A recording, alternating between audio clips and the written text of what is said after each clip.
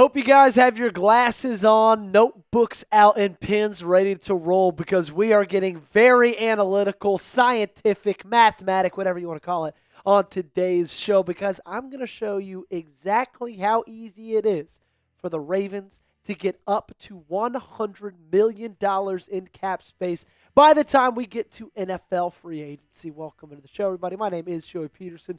So happy that you guys have joined us today. Make sure to do your part to make sure this happens, though.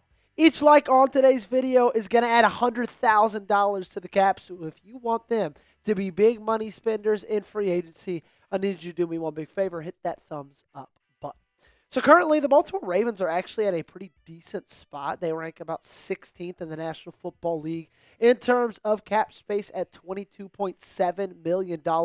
Well in the green, while a lot of teams are in the negative as we currently sit. The 2026 NFL salary cap is projected to be at $304.3 million. We talked about the positive effect that will have on the Baltimore Ravens a couple of weeks ago. But basically, like the Baltimore Ravens, where they currently sit, is in a place with a ton of flexibility to create more room.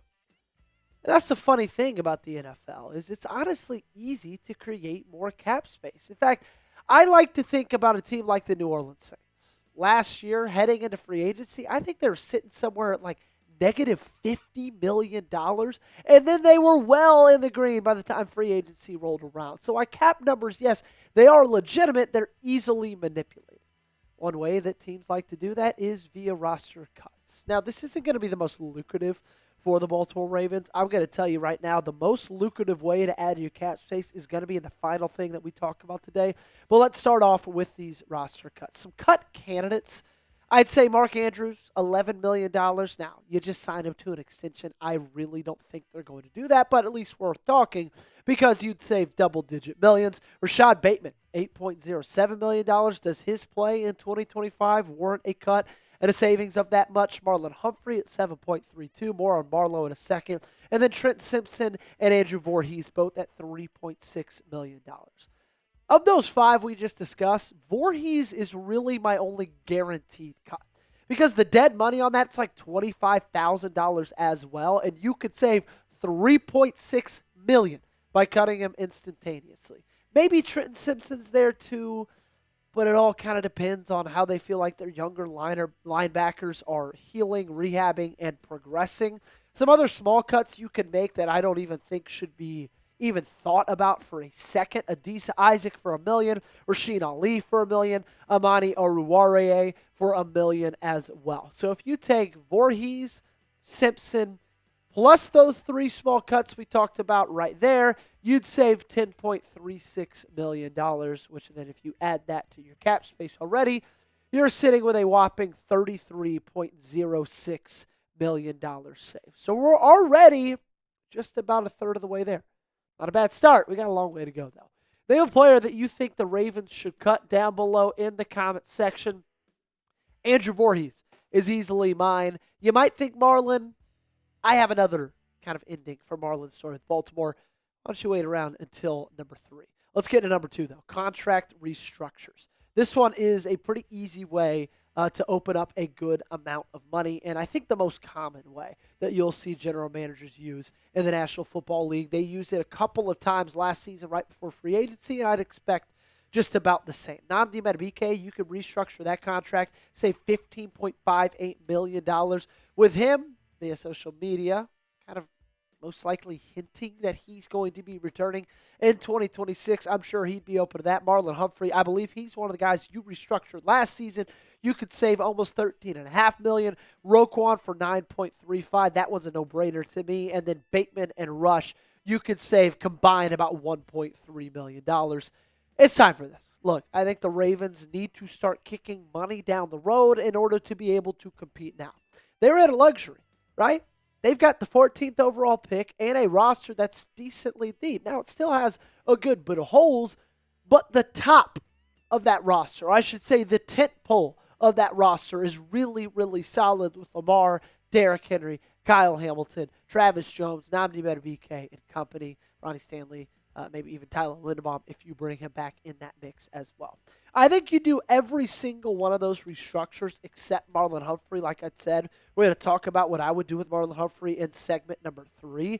But if you do that, then you'd save around $26.3 million just from simple restructures of guys like Madubuike, guys like Rashod Bateman, who frankly I believe you definitely need to restructure that.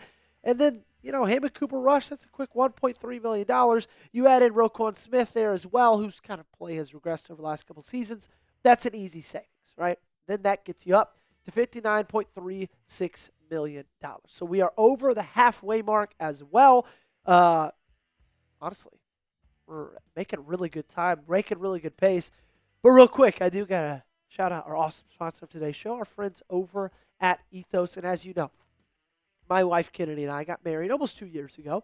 So I imagine we'll buy a house, maybe start having kids sometime soon. And if something were to happen to me, the last thing I want the people I love to worry about is being able to pay the bills. So I trust Ethos to keep them protected. After watching someone close to me go through loss, I saw how quickly grief can turn into financial stress. That experience changed how I think about protecting my family. Life insurance isn't about expecting the worst, but it's about making sure the people you love are supported, no matter what. That's why I recommend life insurance through Ethos. Ethos makes getting life insurance fast and easy. It's 100% online. You can get a quote in seconds, apply in minutes, and get same-day coverage. There's no medical exam. You just answer a few simple health questions. You can get up to $3 million in coverage. Some policies are even as low as $30 a month. Ethos has 4.8 out of 5 stars on Trustpilot with over 3,000 reviews. Help protect your family with life insurance through Ethos. Get your instant free quote at ethos.com/NFL Daily. That's ethos.com/NFL Daily. Application times and rates may vary. Number 3, the big one we're going to discuss, probably the most controversial one, is to trade number 44, Marlon Humphrey. Look, I think that it's time for this. I think that his play, his effort warrants it. I'm tired of his antics on social media. I get it. He's a happy-go-lucky, funny, goofy, quirky guy. But to me, it's like, okay, I'm ready for this locker room to get serious, right? We don't need more quirkiness, more silliness, more funniness in this locker room. We need winners, okay? And we need guys who are willing to do whatever it takes to get there. His cap hit right now, $26.26 billion. If you trade him pre-June 1st, you'd save $7.3. But if you make that move after June 1st, that would be $19.25 million. So obviously, my dream scenario is that to be a post-June 1 trade. And there's a lot of teams that are going to have cornerback need very high on their list going into free agency that won't be able to address it. Maybe even going to the draft, they won't be able to address it. And come around June, they might be looking to get a guy like Marlon Humphrey on that roster because they believe that's the last piece they need. Like maybe a Green Bay Packers, a Los Angeles Rams, a Las Vegas Raiders. Who knows how they feel after the draft, adding in offensive guys, having their new coach Clint Kubiak. Marlon Humphrey could be that final piece to get a veteran presence on that defense. If you do make that trade post-June 1st, your updated cap space is at $78.61 million. What should the Ravens do with Marlon Humphrey? Type T for trade, type K for keep.